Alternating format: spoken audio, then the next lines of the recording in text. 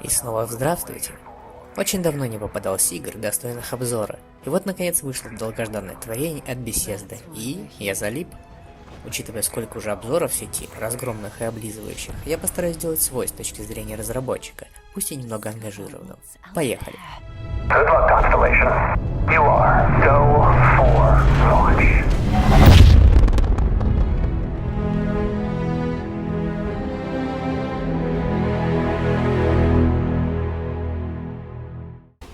На момент выхода обзора в интернете кипят страсти. Одни кричат, что игра забагованный кусок шлака, а другие, что типичная игра Bethesda.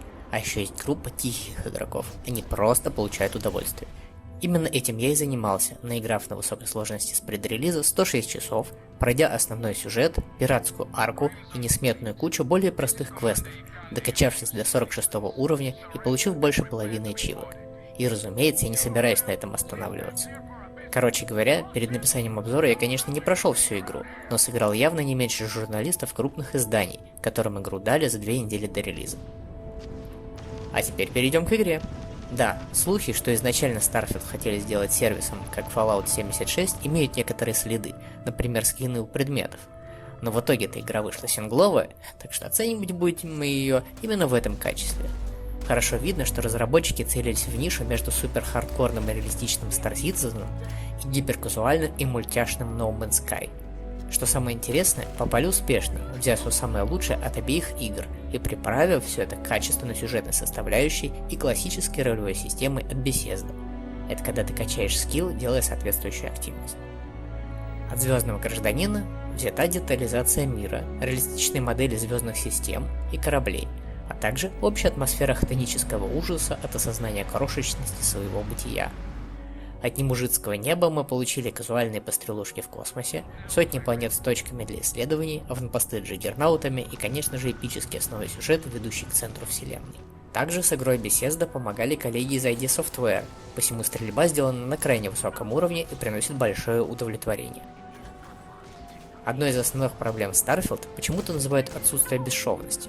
Якобы загрузки мешают погружению в мир и вообще бесит. Можно же было сделать лучше, например, пока дверь открывается, подгружать локации за ней, при посадке не проигрывать кат-сцену, а дать самим садиться на планету, ну и так далее. Я же безумно доволен тем, что в игре нет реалистичных перелетов на долгие часы, но есть как быстрые перемещения в разведанной области, так и исследования мира на своих двоих. Можно взлететь с планеты, полюбоваться на построенный своими руками пепелац, разметить маршрут и прыгнуть в соседнюю систему, попутно надрать задницы пары подвернувшихся пиратов и, наконец, приземлиться на целевой планете. Основной игровой цикл примерно такой. Но удивительно, он не надоедает спустя сотни часов, если грамотно чередовать исследования планет, строительство и задания. А если делать все время одно и то же, то действительно начинает надоедать. Но покажите мне игру, где это не так. Если бы вы поиграли в упомянутый выше Star Citizen, вы бы резко перестали ругать игру за загрузки. Сами подумайте. Звездного Гражданина пилят уже 10 лет, но на донатах насобирали 600 миллионов, а в игре готово 1,5 системы и несколько десятков кораблей, причем геймплей до сих пор не ясен. А тут вам дали игру с загрузками, но игру, а не симулятор донатов. А на SSD, который обязателен для игры, в любом случае загрузки длятся секунды. Прямо сейчас вы можете наблюдать пример реализации шлюзов, которые максимально близки к аутентичной загрузке локаций. Что, нравится? Чтобы пройти 2 купола, надо открыть и закрыть 4 двери. Если бы вся игра была такая, хейтеры бы воняли именно на это. Кстати, я так ни разу за все время до границы точки высадки и не добрался. А раз даже такой пылесос, как я, не смог этого сделать, то и 99% обычных игроков не смогут. Основные сюжетные линейки в игре разветвленные. В диалогах можно использовать разные варианты ответов, связанные с вашими фракциями, навыками и достижениями. Лично я смог уговорить финального босса в основном сюжете не драться, что, кстати, повлияло на ситуацию во вселенной. И хотя многие считают основной сюжет неким вариантом туториала, его прохождение просто переворачивает игру с ног на голову.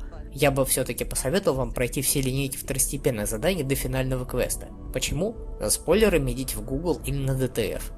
Сами линейки второстепенных сюжетных арок проработаны очень хорошо, а по длительности вполне могут потягаться с основным сюжетом, если убрать из него всю сборку кусков артефакта. Процедурные квесты прямолинейны, дают опыт и причин куда-то бежать, а это нормально, нельзя же все квесты делать как главный. Напарники их истории тоже выглядят интересно, и в целом мне кажется, что 4 партнеров для построения отношений действительно вполне достаточно. Правда, у нас с Андреей пока еще даже до свадьбы не дошло. Подачу и содержание сюжета я бы смело оценил на 9 из 10 баллов исключительно за мелкие косяки с анимацией. И это моя наивысшая оценка сюжетов от Bethesda. Ну и теперь надо же на что-то поругаться, а то все хвалю да хвалю. Несмотря на то, что каждая система игры по отдельности очень хороша, складывается ощущение, что их пришивали друг к другу уже в конце разработки. В итоге я совершенно не понял, зачем мне система аванпостов и вообще лут, так как, прокачав науку и крафт, я оделся в топовые шмотки и ничего кроме аптечек и денег с трупов, в общем-то, перестал собирать. Корабль получилось собрать за 350 тысяч на одной из верфей. Да такое, что можно без боевых навыков размотать целый флот. Даже жаль, что его не было при прохождении сюжета пиратов. Было бы сильно быстрее. Ну и кину небольшой камень в огород интерфейс. Он традиционно консольный, но уже есть моды, которые это фиксят. Также хочется сказать о претензиях к качеству игры, оптимизации и багам. Баги есть, но играть не мешают. За все время я вылетел один раз, что по современным меркам просто отличный результат. Оптимизация действительно не идеальна, но на ноутбуке с i7-12700 и RTX 3060 средний FPS где-то 40-45 кадров, но зато без статтеров. И при том все упирается в видеокарту. Примерно то же самое было в Hogwarts Legacy, например. Так что, возможно, обладатели картофельных ПК, поставившие игру на HDD, это основная порода такого рода крикунов. А графику в итоге допилит либо разрабы, либо мододелы. Подводя итоги, скажу, что игра просто бомба для тех, кто очень давно ждал настоящей песочницы в духе Mass Effect или Звездных войн. Не слушайте хейтеров, в игре есть такое количество активности и вариаций прокачки, что каждый найдет чем себя занять. А новая игра Плюс позволит исправить все ошибки, которые вы совершили в первом прохождении. Я вспоминаю, как ругали Skyrim и Fallout 4, а сейчас они уже вроде как классика, а вот Starfield надо хаять. Не будьте частью толпы, не сравнивайте ролевую песочницу с пушками и кораблями с чистокровным фэнтези ДНД монстром Baldur's Gate. Это разные игры от разных компаний. Тем более, что постепенно те, кто проходит Baldur's Gate, переползают в Starfield. Просто играйте и получайте удовольствие, как вам это нравится. Ну или подождите, пока игру отполируют. Но если затянет, вы попадете во вселенных не на 100 часов, имейте в виду. А на этом все, подписывайтесь и тыкайте сами знаете какие кнопочки. Всем чистого космоса, полного трюма и хороших игр.